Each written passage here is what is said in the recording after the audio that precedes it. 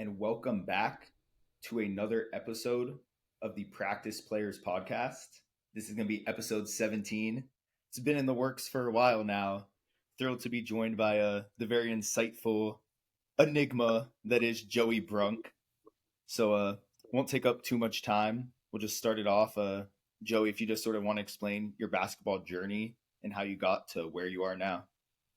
Man, if it's been an interesting journey. I To make a long story short, out of 6 years of college basketball, I started my career off at Butler. Um, Spent 3 years there. Graduated in 3 years at Butler with my undergrad degree. I redshirted my first year, sat out. I'm from Indianapolis. Butler is in Indianapolis, about 25 minutes from where I live. Um, my dad got sick in October my freshman year, so I went ahead, sat out, didn't travel to all the games. I was at most practices, but I wanted to be there, help out at home a little bit since I was so close. Graduated there. Fast forward, I go to Indiana University in Bloomington, an hour from where I live. Played my first year there, my year four. Started my master's program. COVID happens. End up having a back injury early fall of my fifth year. Had to sit out that whole year, had surgery, and then end up at Ohio State for year six.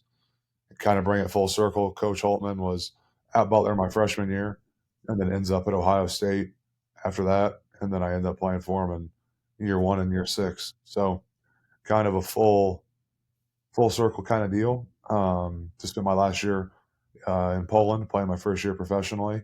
So it's been an interesting journey, a lot of ups and downs, but I got a lot of good stories to tell from it. So that's what counts. Yeah, and then talking about the three different schools, I guess, if you just want to go one by one and sort of explain whether it's like a funny story or like a fun experience from each of those three colleges that you played at. You could probably do a whole podcast of me telling funny stories about all the stuff we did in college. I think to preface it, I would say people I always ask me about the three schools I've been to and what each one was like. And I think for me, it's like each chapter, each school was like it really felt like a chapter in my life where I know we're not comparing anything, but like it's hard to like each one was so unique and so different in each aspect of where I was at in my life with what had happened, what was going on currently, what like my aspirations were and everything that it was they're all such they're just like they're all so compartmentalized individually on their own, um, which I don't know if other people that have transferred have felt like that, but um, for me, it kind of makes it easier because when I think back on each school, I almost can feel myself feel back in that moment what that experience was like. Um, I mean, at Butler was smaller, it's the smallest of the three schools I went to, but the people there were just incredible. Whether it was people in my classes, people that were the professors, um, our dean. There's still so many people there from Butler, but that I talked to. Um, I mean, two of my all-time best friends I played with there, and I actually went to visit Paul Jorgensen, who's playing in Spain. He's playing in Madrid, so I went to visit him after my season ended, and then our other teammate Cam Donovan, who I'm incredibly close with, he came over from Indianapolis, and we spent some time in Madrid together. Um, so, Butler holds a very important piece in my heart of it's where I started my college career, where so much of my life changed with everything with my dad, and you grow up and looking back where I was at 18 compared to when I left at um, 21 to now, it's night and day different at each one of those stages. Um, Indiana, special place for me. Um, Again, a lot of great relationships. I'm actually marrying. I'm the officiant and the best man, one of my teammates, for a wedding on Thursday. Um, so a lot of pressure, a lot of pressure. When his fiance asked me if I wanted to do it, I said, "Mary, are you sure? Like, is this like am I like your third option, fourth option? Like, where was I at on the hierarchy? She was like, no, you guys were the first. You're the first one. So, we got 4 guys coming in that we're all staying together in 2 hotel rooms this weekend. So special place. Being from Indiana, it's a big deal to play at Indiana. A lot of history there. You see the banners, and I feel like that was a place where a lot of my dreams kind of. There were times where obviously there's disappointment in sports. Stuff doesn't go the way you want it. I got hurt. We lost some games. But there were also nights where it's like, hey, this is what I've been working for. This is what I've dreamed about. When I was at Butler, my third year, and that year at IU, years 3 and 4 of my college career, I felt like I was living my dream of, it's cliche, but I was the kid in Indiana that was out shooting as the sun's going down, and my mom's telling me to come in, and I got to get cleaned up for bed, and the floodlights are coming on, and that's what I dreamed about. Dreamed about playing in college, and that was just such a awesome time in my life where I was doing that in my home state, and you feel like you're representing the community you're from, and it's a neat deal. And then Ohio State was good way to kind of wrap everything up, and the end of that season was pretty special for me as a individually as a player to be able to have those last 3 games of the regular season, and where I was playing more, and because of injuries and stuff like that. And again, those nights that everything comes to fruition, where you forget about. I'm going to say this because I feel like I can say it. I'm out of college now, but you forget about all the shit that doesn't go your way, where it's just like, this is why I've worked so hard. This is why we were coming to the gym at night. This is why we did the extra lifts. This is why we sacrificed, because on those kind of nights, you're like, this is what it's all about. And those moments of success make all the sacrifice worth it. And you sit there and think, I would do that again in a heartbeat for that. And, I got best friends from Ohio State. I'm going to spend time with 5 of them this weekend for 3 days straight for the Indy 500, and hanging out on the lake and drinking a little bit of beer and going to the race, and, telling old stories, catching up. But I will say this, the thing about college basketball for me is playing in big games is awesome. Winning games is awesome. All that stuff is great. But for me, there is nothing better than the relationships I've accumulated from that. I'm going to spend the next, Wednesday through Sunday with some of the best people I've ever met. And if you told me I could change my college career and have more success, play more, stay healthy, have better numbers, win more games, whatever it is, I couldn't trade it in good faith, because the people I've met are so much more valuable than that. And obviously, I always wanted to win games. We always wanted to win games. But when on Thursday night, when we're all hanging out, we're probably not going to be talking about the games we won and lost. We're going to be talking about all the funny stuff that happened along the way, or remember this night where so-and-so did this, or what happened. And that's what you talk about. You don't talk about winning and losing. So my career has been not what I expected. When you told me at 18 that this is how it was going to play out, I would have said, I hope not. That sounds not really like what I have dreamt of. But it's been incredibly rewarding, and people I've met, I had a rotation of well over 10 guys when I was in Poland that I was talking to on the phone pretty regularly. They're checking in on me, that are now coaching college basketball or whatever they're doing, where, I'm rooting for the teams that they're coaching and trying to, watch their games whenever the time's worked out.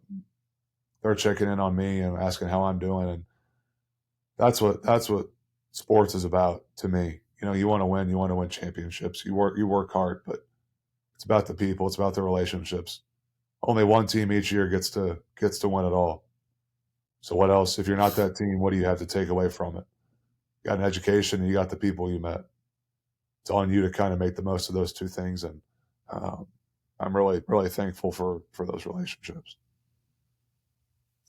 No, that was poetic and insightful, and I fully agree. It's definitely all about the people. And going back to that 3 game stretch that you were referring to, for the viewers who don't know, or for Nick and Dan, this might be, and I'm factoring in EJ Liddell, Malachi Branham, and Bryce Sensabaugh, the most 3 like dominant game performance, like back to back to back, in terms of just like sheer like this guy's taking over, that I've seen at Ohio State yet. And then the Michigan State game, Izzo did a press conference after, because Joey had, would you have, like 18 and like 11 with like 6 offensive boards or something. Yeah, it might have been something like that. I'm not 100% sure, but it might have been something. Yeah, but the back, like all our big men were out. Joey was our only big man that we had. Goes in, just puts on a clinic. The big man that they had on in most of the games, a NBA G League guy now, and it was just bucket after bucket. Post hook, shot fake, drop step, like no answer. Izzo was in shambles. So, how to give that a little more credit than just a 3 game run.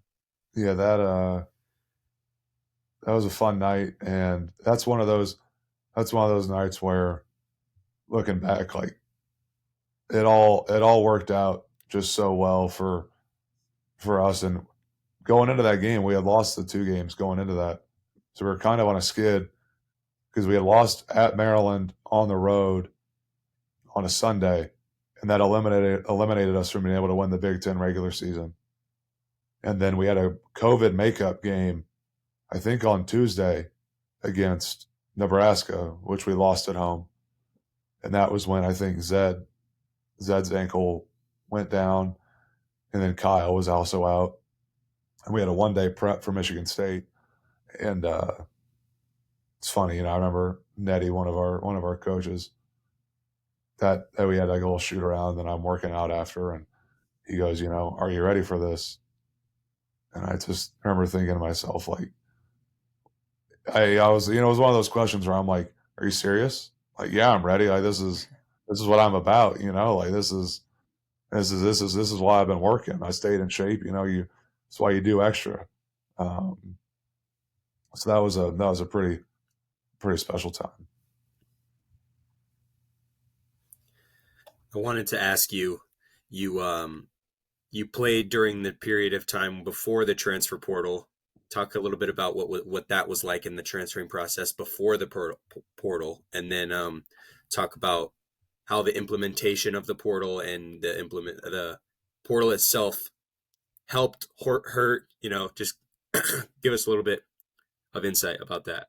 In my time, in my experience, I felt like the thing that's undersold about transferring is, especially in my case, it's an incredibly like hard decision. It's stressful. I mean, there were nights, I was struggling to sleep, and you feel like, hey, this is kind of what I think might be best for me, but it's hard because you're leaving people behind, and it's a tough decision because obviously those places are so important to you. And it's a tough leap to make, and I feel like in my case, it worked out the way it was supposed to. It's not but it's also nerve wracking because you get in there and you're like, I hope this works out. I hope I, made the right decision. And, you have to trust your instinct a little bit. You're talking to the people that you trust, that you care about, saying a couple extra prayers at night, like, hey, look out for me here. I think this is what's right, but can I get a sign? Can I get a little divine intervention to make sure I'm making the right call here? So for me, I felt like it's never an easy decision. It was difficult. And I wrote this I wrote like a short, I didn't want to just end my college career on a tweet because I didn't feel like that would be enough. I wrote like a little thank you letter to the places I'd been in college basketball as a whole. And, I said, if I could drink a beer with every fan that had something negative to say when I transferred. I think we'd get well along by the end of it. I still stand by that. I don't, and it's what, May of 2023. I don't think anybody really gives a damn about me transferring at this point. So it doesn't really matter. But I mean, looking back on that, it's like, hey, I think that if you could explain, how you felt and why you made the decision, I think everybody could support it. But I mean, transferring, it's difficult, but I got lucky. I ended up at 3 great places. Not everybody gets to say that. I love all 3 places I went. I'm lucky enough to say I graduated from all 3. And I have long-lasting, relationships and friendships at every place. So it's a daunting task, but sometimes you have to follow your instinct a little bit. Yeah, and then touching on that fan note, granted, if it comes to my Knicks, I probably say some things out of emotion in the moment that I shouldn't. But it's always funny to me, like if you reverse the card, like let's say like in Amazon, like manager goes to Apple to become like a regional manager or get a better position. Their like entire community isn't then gonna like hate on them and be like, no, why would you do this move even though it was good for you? Like, how could you leave Amazon? And it's sort of the same concept. It's like a lot of these players are transferring to be closer to home to help make some money with NIL now to get more playing time, and you're attacking them. But it's like in the real world, like if you're making a move to benefit yourself and someone attacks you, it's like you're just Right. considered a hater. So it's always been funny to me. Yeah, I mean, I think that's kind of the beauty of sports is how much emotion everybody has. And again, I'm lucky to play at 3 places that have great fan bases where where they care. They care about who's there and they're invested. So, if I was playing at some small NAIA school, people would care, but not at that level. I was lucky to play at 3 historic places that fans care about the people in their program, and they want those the best for those guys, and they want them to stay. So yeah, I mean, it's part of it, but also social media. I mean, how much can you really give credit to? If you're giving credit to the negative, you're probably spending too much time reading all the positive stuff about you too. You just got to take both with a grain of salt. Know what you're about, know what your people think you're about. And it's great to get all the praise and the love, but you can't read too much into that because you're going to read too much into the negative, and then you get in your own head. So you kind of have to take both with, I'm lucky that people even care enough about my decision. That's how I always felt. I'm grateful that people care about my decision. It means something to me, but I can't let that let the good or bad really interfere too much. I think that's an extremely good approach, especially with the way our generation is, especially like 17-year-old to like 22-year-olds now. I know a lot of our guys and people in other programs, care so much about what other people think on social media. So what you just said is like, other people should go with that approach, and a lot of people don't. So that's really impressive that you said that. And it's easier said than done. I'm I not was saying gonna it's ask easy. you. It's easy. It's easy to read it, and after you play well, damn man, I must have really killed last night. These people were loving it. But I also played in college for 6 years, so you kind of get yourself trained to do that at 23. It's harder to do it at 18. I was gonna ask. Obviously, you played in college basketball for a long time, 6 years. What would you say? This is gonna be a very tough question, but what is your favorite college basketball memory of all time? Doesn't have to be on the court with a program. Just what is your favorite memory that you can recall? My favorite memory.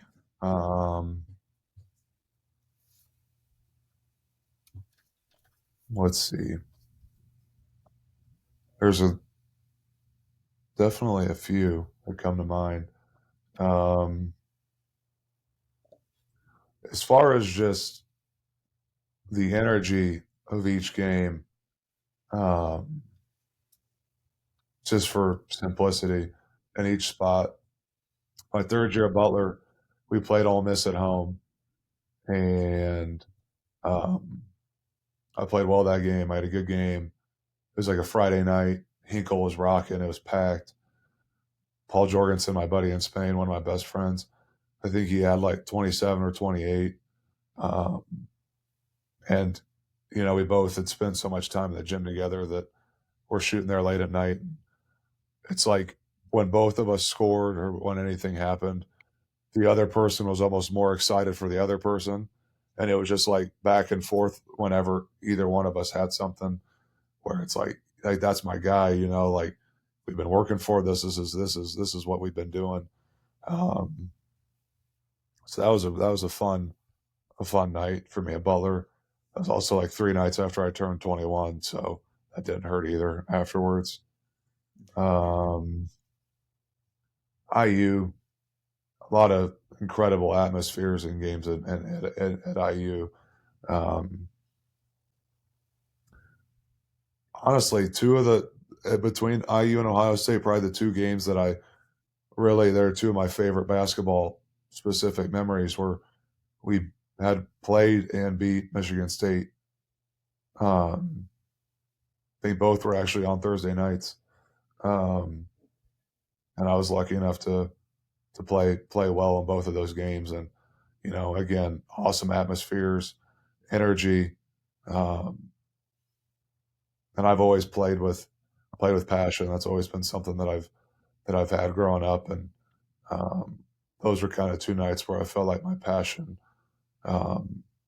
really kind of was able to shine through in both those games. So just as far as that goes, that's up there. But man, it's hard to put a finger on just one specifically, because I could think of 50 memories that are better than those 3 games that are all off the court of just spending time with your buddies and laughing. And I guess I just would say broadly, generally, to go back to the relationship thing, I mean, those are my favorite memories of just everybody hanging around and, talking about whatever happened the night before, and everybody's laughing, and you're spending time with the managers and the players before practice. And, everyone's excited on one of those days where you're not taping ankles, and whoever breaks the news in the locker room, it's guys, we're not taping today. And everyone just, is losing their mind of, oh, we're not taping. Like, this is a great day. Like, today isn't going to be as bad as we thought coming in. This was a nice surprise. Stuff like that. Those are the kind of things that I laugh about, whenever we see people that we talk about. So I would say those kind of things are definitely my favorite memories. But as far as basketball specifically goes, I would say those 3 games are pretty high up there, personally. And I think the people need to know. So for those of you who aren't watching the YouTube version, Joey's signature celebration, at least his final year at Ohio State, is sort of like the Italian, like, perfectionado pose, like with all the fingers together and flicking the wrist. But I don't think I ever found out, how did that signature celebration sort of come into form, and then what made it sort of stick and you just rolled with it? So the way it kind of all started was when I was at IU, I was watching The Sopranos. It's one of my favorite TV shows. And I was watching it, and I was rewatching it the year I got hurt. And when I was out, there were some games where I'd wear like the team travel suit, and there'd also be days where, I'd wear like a nice pair of dress pants and our team polo. And in Sopranos, those guys like to wear a little bit of jewelry. I wear a little bracelet. I have a necklace I wear, but they also wear pinky rings in the TV show. So I remember talking to my mom. She had a ring that I could wear that would fit on my pinky, and she had a nice ring that I wore. So going into one of those games, one of our managers at IU, Matty Mill, who's one of my best friends that I'll see this weekend, he's busting my chops, and he's giving me, he sees it and he gives me one of these.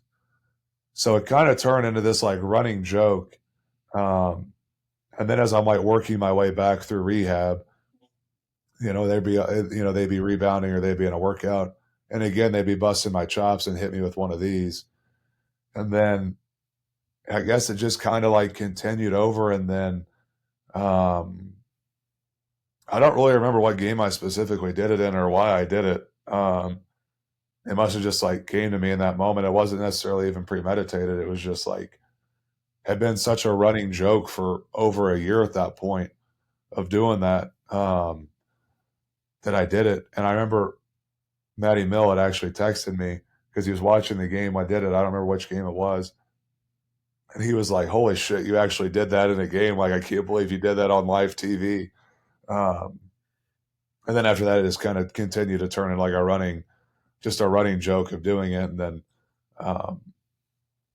kind of caught fire at Ohio State too, I guess, a little bit. So kind of as like a running joke. I like The Sopranos. I like wearing a pinky ring. I'll have a pinky ring on Thursday night for the wedding ceremony. So I don't know. I guess it's just a little bit of my I don't even know what you want to call it. It's a Tony Soprano signature. I'm just trying to, I guess, take a little bit of his style.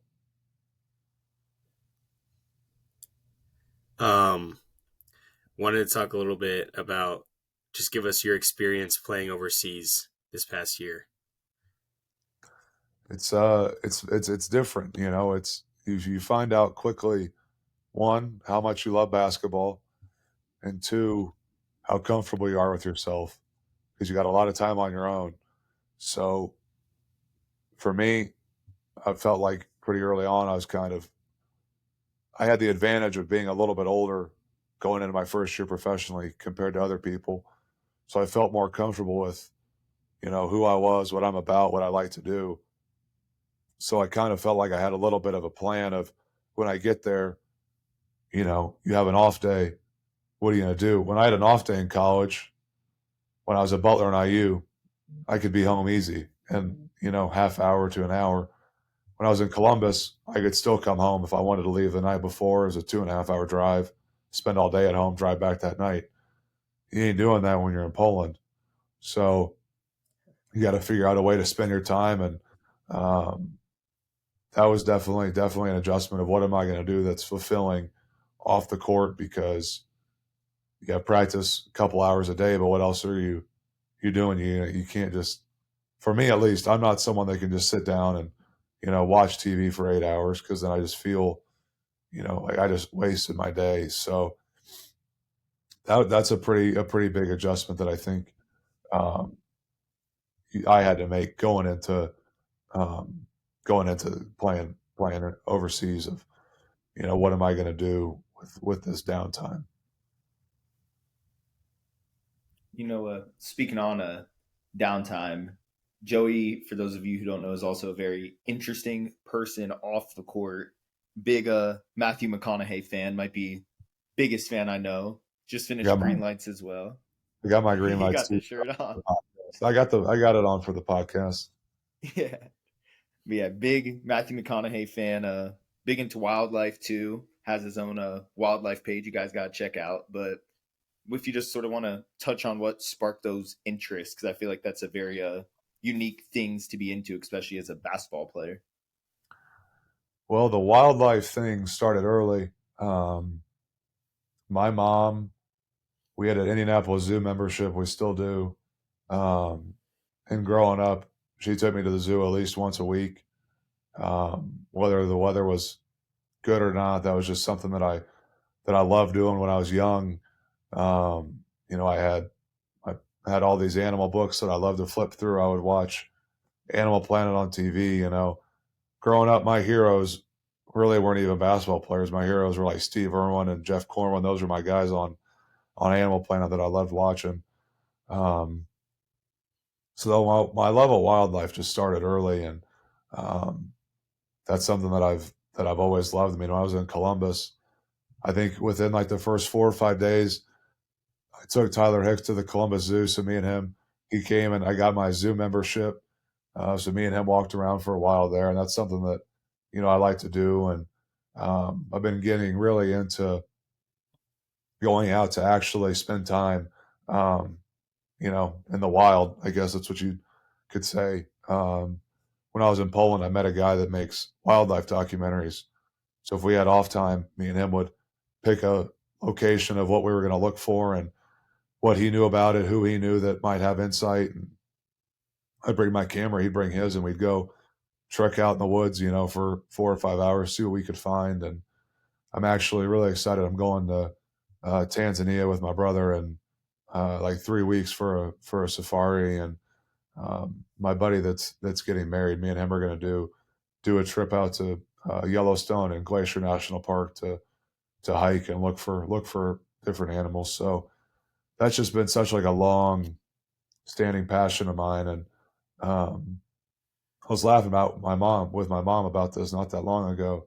The only two jobs I've ever wanted were to play professional basketball and to work at a zoo. So we're in the process of checking one off the list.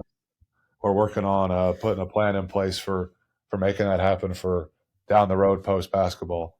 So my love of wildlife has been a long time coming thing and something I've always been passionate about. And then the Matthew McConaughey thing, obviously great actor. He's had so many great movies that are on my rewatch list that I love watching. But his book, Green Lights, is one of my favorite books. I probably have read it 4 or 5 times, and each time I read it, I feel like I get something new out of it. I think why I kind of gravitate towards him is more, I feel like our upbringings were pretty similar that you hear about in his book. And I just love his perspective on life and how he talks about life and when good things happen, bad things happen. And, listen to his interviews and speeches he's made. It's like, I like him as an actor, but it's more about what he talks about in life. And my buddies all tease me and, they like to tease me about him. And I go, hey, like, I like the guy. And I really think me and him would be pals if we ever ran into each other. I think we'd get along pretty well. You call me crazy, but I think me and him would get along. So I also kind of have a little bit longer hair that kind of grow out to kind of channel a little bit of that. So that's just, something that I like the guy, I like what he's about. Like his outlook on life. And if you haven't read Green Lights, pick it up. I'll tell you what, it's something that you'll get something out of it. It has a little bit of something for everybody, whether you like the guy or not. His movies, it's not even really about his career per se. It's more about life. Dave, you probably can attest to that. He talks about his acting, but it's not really even. There's a lot of stuff he doesn't. I don't feel like he touches on. It's more just what was going on in his life during that and what kind of shaped him and what led him to those directions. So that's my guy. Maybe I'll be running a zoo someday and I can have him as a special guest. Who knows? And is the Instagram bio, I should have checked before, is it still Matthew McConaughey with a baby hook? It is, and I'm going to give credit. A lot of manager love on this podcast for me. I'm a manager guy. I was an IU manager, my friend Grayson. We were sitting around one night, and I think we were watching Lincoln Lawyer, one of his movies, and it's me, him, and my roommate, who was also a manager at the time, Chandler. And somehow Grayson looked over and said, I just have your new Instagram bio. I go, what is it? And he goes, Matthew McConaughey with the baby hook.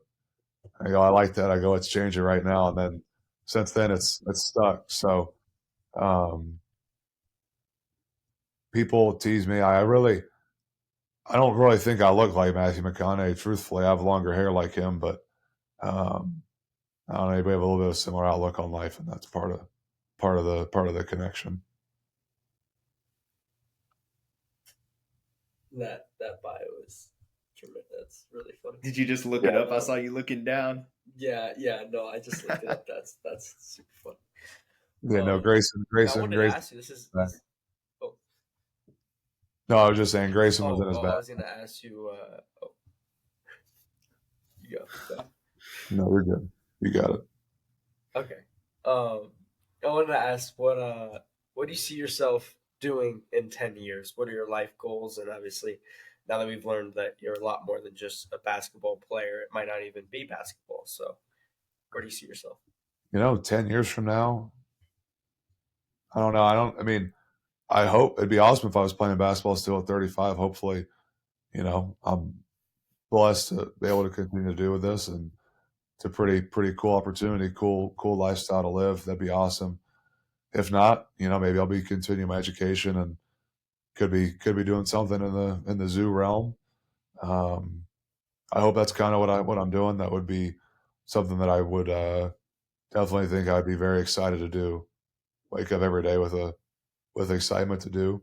I don't know. It's one of those things where I don't know if I could really answer what I'm going to be doing in 10 years, because I know if you would have asked me that, what everything was going to look like when I was 14 in 10 years, I probably wouldn't have said I would have been going into college on year 6 with everything going on. So wherever I think I'm going to be in 10 years, that's probably not where I'm going to be. It's probably going to look a little different. The route's going to take a different deal. And it's kind of been one of our family mottos, and something my dad used to always say. And he always just used to say, embrace your journey. And that's something I try to do. So 10 years from now, there's going to be ups and downs. I'm just going to embrace it, take it head on. And hopefully that's what I'm doing. Hopefully I'm playing basketball or doing something with wildlife. That'd be awesome. I'd love that. But hey, it's hard telling what it's going to look like, because I know things are going to change, evolve, and be a little different. So we'll just really just have to wait and see. I wish I had a definitive answer, but maybe that'll be what I'm doing. But maybe we'll have to revisit when this podcast is really on another level in 10 years. I was just about to say, in 10 years, you'll probably be a guest starring in one of Matthew's movies or something. Yeah, maybe I could just have a little I could be an extra in the back or something, just be kind of sitting in a coffee shop or doing something like that. You never know. Hey, that'd be sick. But if no one else has anything pertaining to this, I wanted to quickly just get everyone's NBA Finals predictions, assuming the Heat probably beat Boston tonight is Game 4. I think I'm rolling with Denver. I'm rolling with Denver. I couldn't tell you how many games, but I'm taking. I don't see anyone on the Heat that can guard Jokic. If AD can't guard Jokic, I don't think Bam can guard Jokic. So Nuggets in 5, maybe 6. The run that Jimmy Butler's made has obviously been unbelievable, and I'm so happy that the whole Al Horford thing in Game 1. I don't know if you guys saw that clip, but Al Horford had a timeout celebration directed toward Jimmy Butler and the Miami Heat bench, and Jimmy did it back to him in Game 3 after I think Gabe Vincent hit a big three to put him up like 20. But my favorite kind of trash talk is just the trash talk that you get when you're not the one that starts it, but you're the one that finishes it. And Jimmy Butler, that clip was really amusing to me. But I said on the last episode, I think Denver's going to win it, so I'm going to stick with my prediction, and I was right on that. You and Jacob were caught in your Lakers delusion, but Nick, that's directed to Nick. But yeah, no, David also thought the Knicks were going to come back from 3-1 against the Heat. But hey, he's a Have fan. a little bit of faith. Exactly. If you don't have a little bit of faith in life, what is the point of living? I had 100% faith that a 38-year-old man with one foot that requires surgery was going to come back from 3-0. I had full faith. And if I didn't, I wouldn't have watched the game. Yeah, no, I'm going for the clean sweep. I got Denver. Don't know how many games, but I don't think a South Beach wants any part of the Jokic brothers. Saw what happened last time with Morris. Those dudes are scary. Just let their brother win, and we'll go into the offseason. I thought this was a phenomenal episode. Unless anyone has anything else they want to say. Appreciate it, fellas. Thanks for having me on. A lot of fun. Yeah, thanks for joining us. Joey. I loved it. Appreciate you, Joey. Best of luck next season. I'll definitely be following as I did this year. And if you're ever out in Columbus, a bunch of the guys would love to see you. Yeah, I would love to. I would love to be able to come by this summer for a weekend. That'd be great to see all you guys catch up, and it'd be fun. A lot of fun. Be awesome. But hope you guys enjoyed this episode. And as always, PPP out. Peace.